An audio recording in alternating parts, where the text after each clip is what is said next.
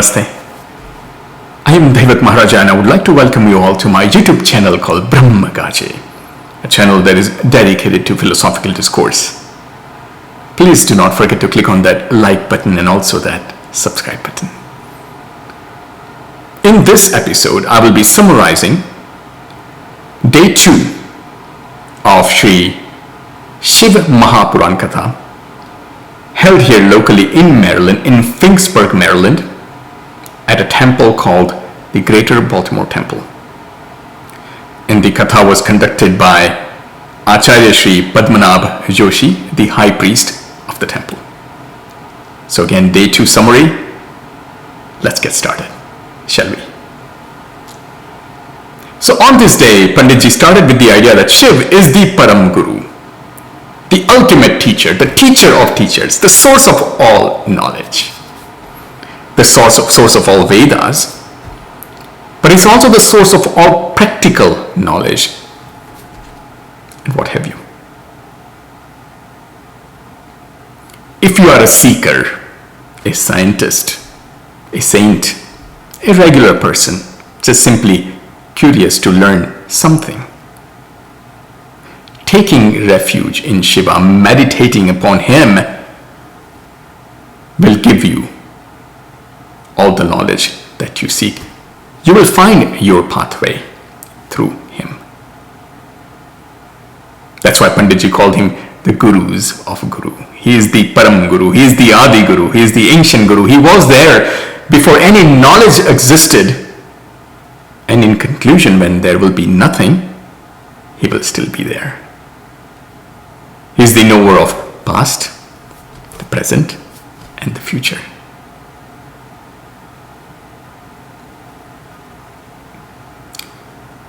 He is also the knowledge holder of Sanjeevani Vidya,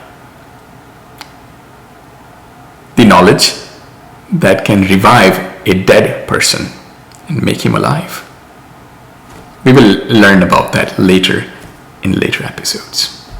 So again, Shiva is the ultimate Guru, like Panditji said.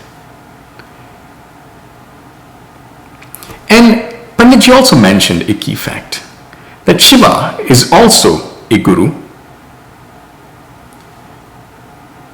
that if you take refuge in him, and if let's say you are a devotee of Lord Krishna or Lord Vishnu or Lord Rama or Allah or Christ or Mahavir, Buddha, anybody. If you take refuge in Shiva, he will bring you closer to your beloved God or saint. A story by Narsi Mehta comes into mind here. Narsi Mehta, the great poet from Gujarat, about 15th century or so, he was a big Krishna devotee. But he says that I discovered Krishna through Shiv.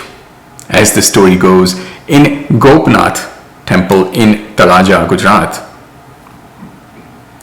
he had gone and worshipped Shiva when he was abandoned as a boy, and Shiv introduced him to Krishna. Mehtaji says, Shivji na charan ma sharan, ત્યાંથી જ મળ્યું પરમ તત્વનું દાન. When I took refuge in Shiva, I gained the knowledge of Param Tattva, the source, the divine source. In this case, he is referring to Lord Krishna, the divine element.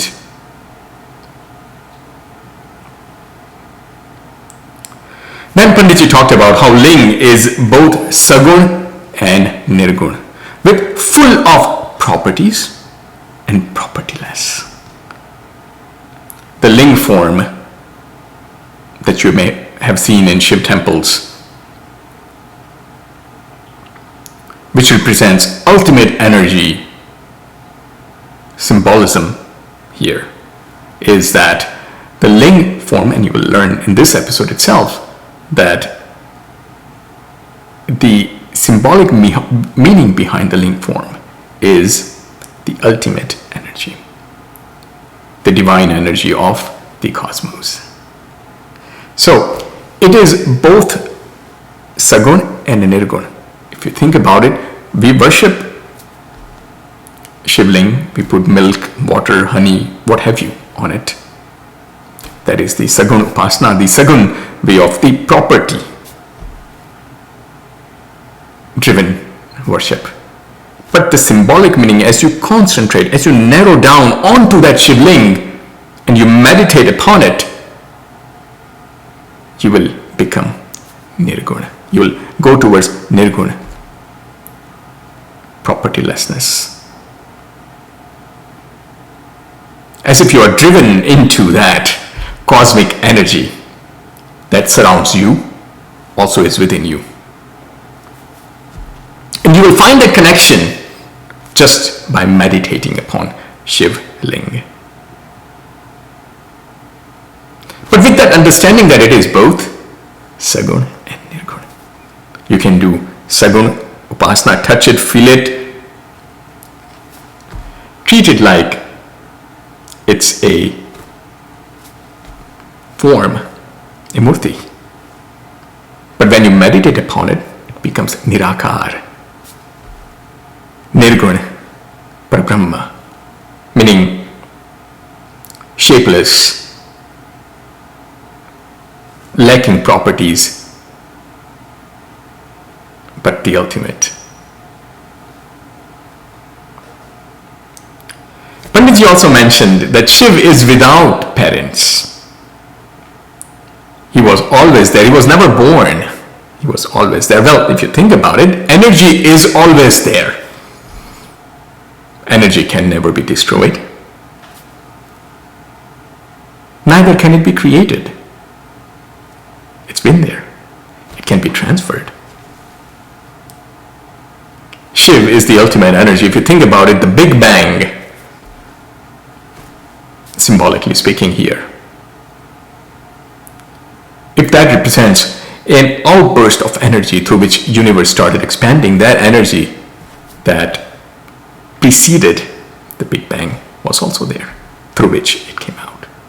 Symbolically speaking, that is Shiv, the source of all creation, all energy that resonates in this Brahman, thus the Brahma Gaje here. It's within you, it's within me, it's within everything.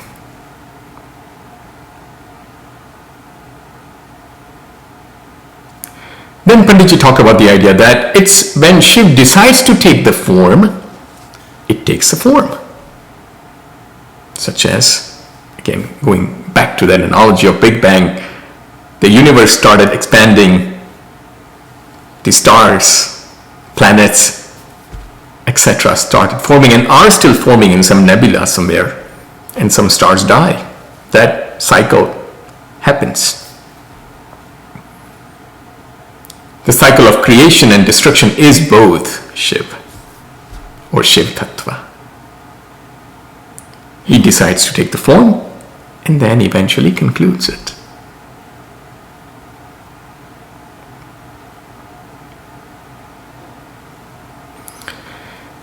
A poem by Yogeshwarji from 1949 near Ambaji region comes into the mind, and this is a translation in Shikharni Chand from an ancient poetry by celestial being called Gandharva named Pushpadanta, who had written a very famous poetry on Shiv, Shiv Mahimna Stotra.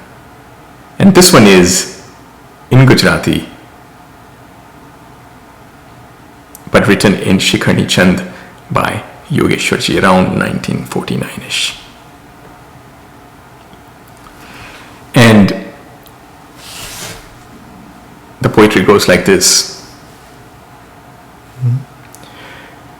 Rache Shrushti Dhare Pralaya Pan Ante Tuj Kare Rache Shrushti Dhare Pralaya Pan Ante Tuj Kare Shariro Tara Che तृण वरद M श्रुति कहे,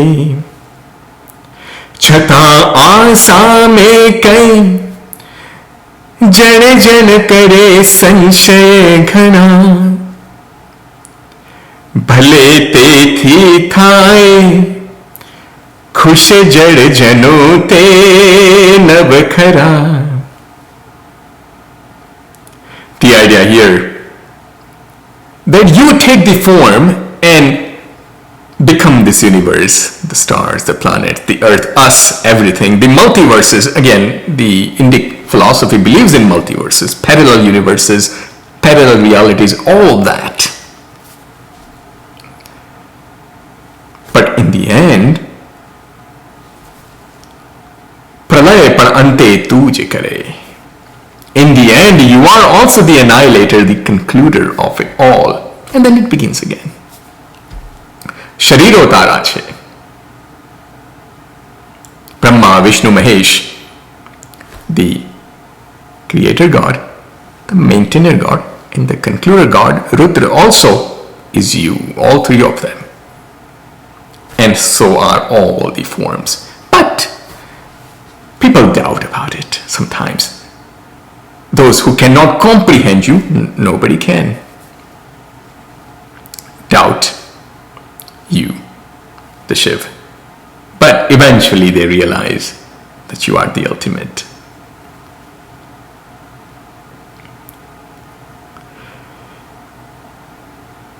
It is an interesting topic or interesting point that Panditji mentioned here, that Shiv becomes the creator God, becomes the maintainer God, and becomes the concluder God. In the end, all is Him. It is just a different dissection or categorization of duties. So really there is no difference. People differentiate. We have divided ourselves into so many sects and religions and what have you. And sometimes that's okay to understand things properly, like you divide a book in a chapter. But if you simply think that that chapter is the ultimate and then ignore the entire book, you are missing out. Also is wrong. Likewise, the act of creation, the act of maintenance, and act of conclusion is after all done by the same. It's just a different dissection, different category, different division, so to speak.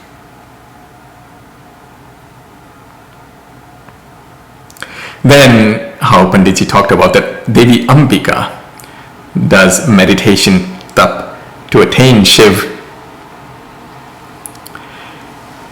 And Shiv is the Atma Tattva, the energy that is within us that keeps us breathing, talking, walking, what have you.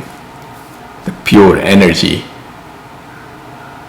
that runs through this entire fabric of creation is Shiv.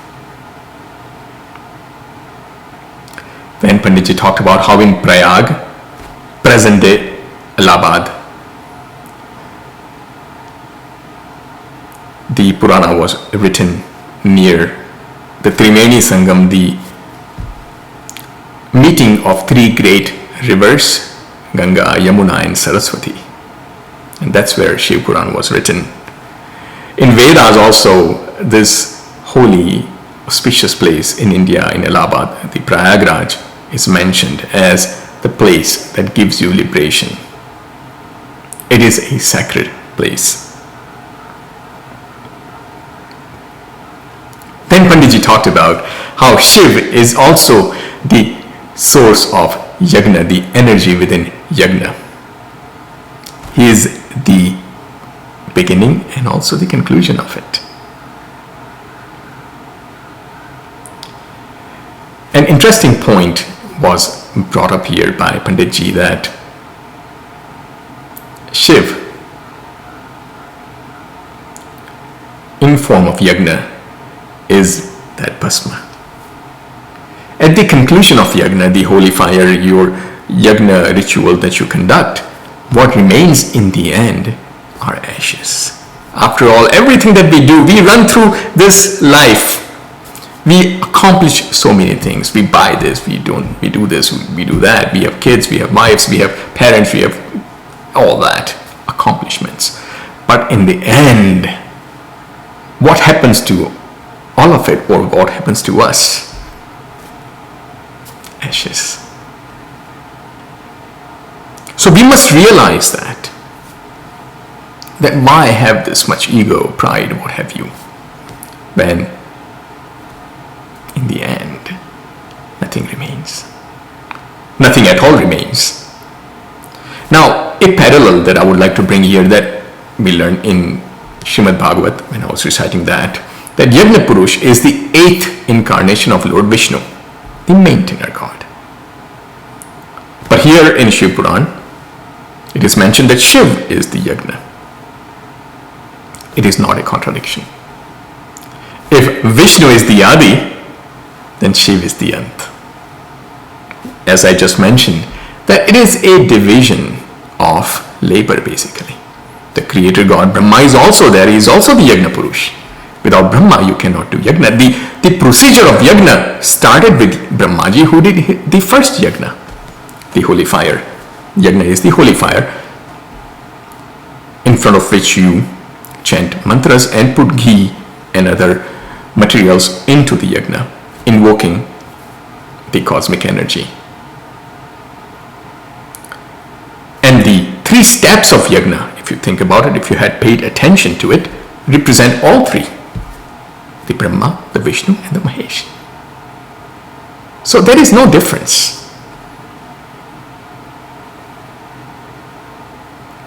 It's the conclusion that Shiva brings when all that you have put into the Yajna turns into ashes. Just like I mentioned, all your life you have worked hard, and in the end, you have put all that. If your life is, symbolically speaking, a Yajna, then all your karma that you put into that life eventually turn into ashes, which then gives you the ultimate liberation, the detachment from those karma. Or when you are doing the karma, if you realize it, then it will be easy for you to detach yourself from any karma that you may be doing. And it's okay, and it's very well okay to enjoy the life that you have been given. After all, you are here to enjoy too. But as you are doing those karma, with that concept in mind, you can easily detach yourself and not be so driven and consumed, thus stressed by any of it.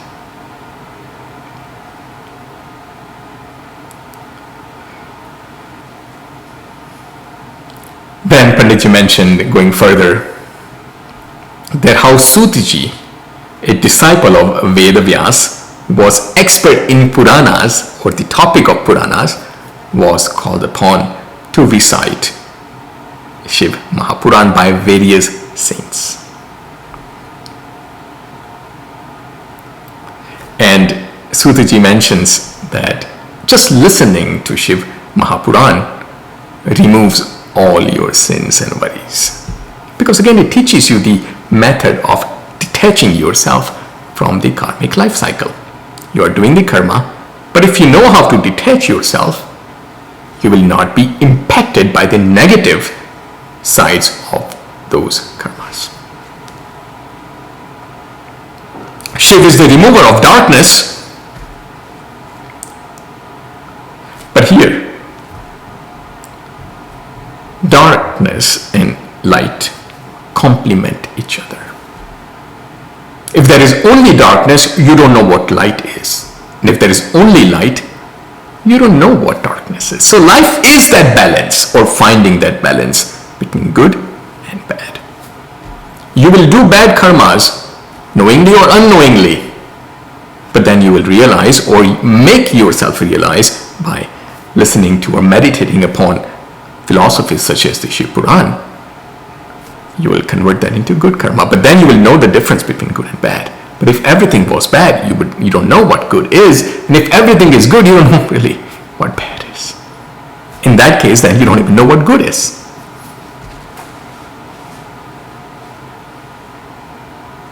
So that is the life cycle. That is natural. That is normal for you to understand that both darkness and lightness must exist. In tandem they do.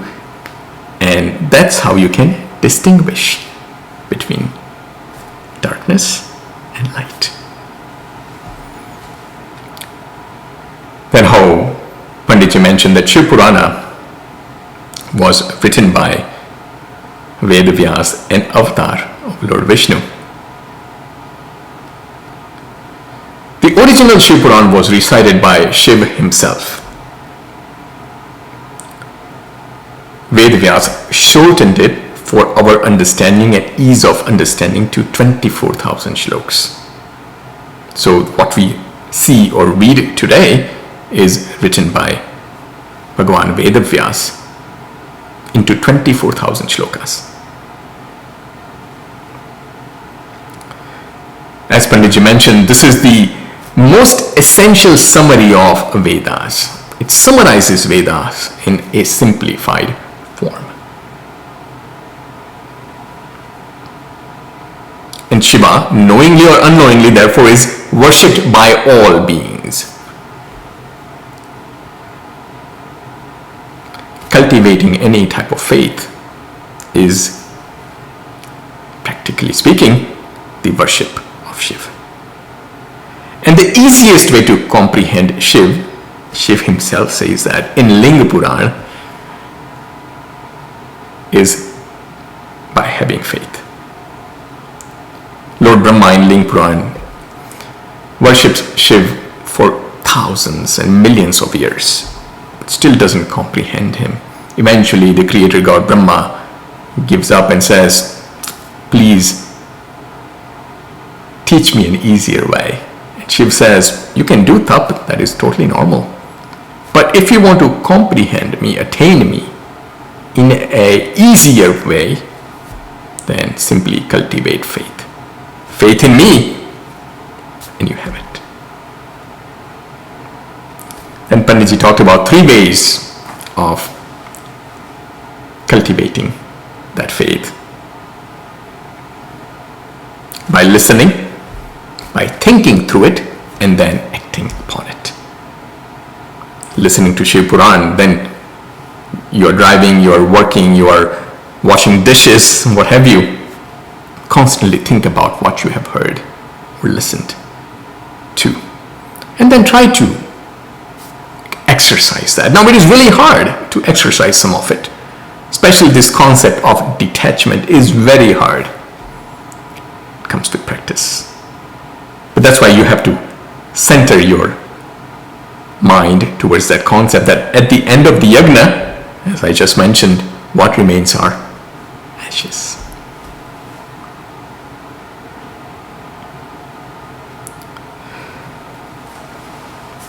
Then Panditji talked about the idea that Ling, again going back to the worship of Shiv through Shiv Linga, how you can gain ultimate, pure, divine bliss. Because when you concentrate on it through Saguna Bhakti, you're putting water, milk, what have you on Shiv. But at that time you're concentrating on that energy source, again that's Shiv Linga, that symbolizes pure energy. When you concentrate it, then you will feel that you are connected to it. You have the same energy within you. You are now trying to connect to the same energy that is within you, the Atma Tattva, through that symbolic worship. And then when the two unite, boom, the spark happens. And you will be into the meditative state, gaining eternal bliss. That is the simplest and easiest method of experiencing the eternal bliss. And if you have done Shiv Archana through jal or through milk or what have you, you might have already gotten there. Continue that. Then Panditji talked about the story that how once the creator God, Brahma, went to the maintainer God, Vishnu, in Vaikuntha. And Brahma goes to Vishnu and says, Son, I am simply observing the creation that I have made, and I'm simply paying a visit. I'm your father. I'm the creator God. You must get up and bow. Sri Hari smiles at Brahmaji and says, parents often forget the mischiefs of their children. The children might be yelling or might be saying something improper, but parents forgive them. So, Brahma, I forgive you. You are my son after all. You came from my belly button or Navi, Kamal, the lotus that came from my belly button, and you came from there. So you are my son, Brahma. Brahma says, oh, ignorant Vishnu, you don't know. That is an insult. Vishnu says, ignorant Brahma, that is an insult. And the fight starts. This is symbolic, by the way. They fight for eons. Millions and millions of years they are fighting. All the creation that has happened so far starts to vanish. Again, when there is negativity, conflict, all the positivity, all the good thoughts, all the creation just kind of goes away. It's easy to destroy, right? And these are, after all, the two gods fighting for superiority. When the other gods or devas see that, they go to Lord Shiv, and Lord Shiv says, don't worry about it, I'll take care of it. And right in the middle of the fighting, Shiv appears as Joytir Linga, the pure energy source, the energy pillar, right in the middle. Brahma and Vishnu stop fighting and say, oh, what is this? We don't know what this is. Let's find out. And Brahma and Vishnu both kind of talk to each other on that. Brahmaji says, I will go up. Vishnu says, I will go down. Let's find the source of this energy. They could not. Eventually, Vishnu Bhagwan gives up. But Brahmaji goes up and finds a flower, Ketki flower. And tells Ketki, I am the creator God, you must listen to me. When we go down and meet Vishnu, you will say yes to whatever I say. Ketki says, yes, you are the father. Okay, fine. They meet. Brahma tells Vishnu, did you find the beginning of this energy source? Or the source of this energy? No, I give up. I could not, says Vishnu. Brahma says, well, I did. Ask Ketki. And Ketki says, yes, the flower. That's a lie. And Shiv appears out of that energy and says, both of you, I am your source. I am, after all, the source of all energy. And Brahma, you lied. You did not find the source of me. And Ketki flower, because you sided with Lord Brahma, you will not be worshipped or be used in my worship. And Shiv tells to Brahmaji that you will not be worshipped at all, and annihilates or takes away his fifth head. And therefore now Brahmaji only has 4 heads as a way of punishment. But tells Vishnu Bhagwan that you spoke spoke the truth. Therefore, you will represent the ultimate truth. And you will be worshipped everywhere. And that is the story at which Panditji rested. And he talked about it a little bit more in the next day. And we will uncover the symbolic meaning behind this in the next episode. Om Namah Shivaya. Namaste.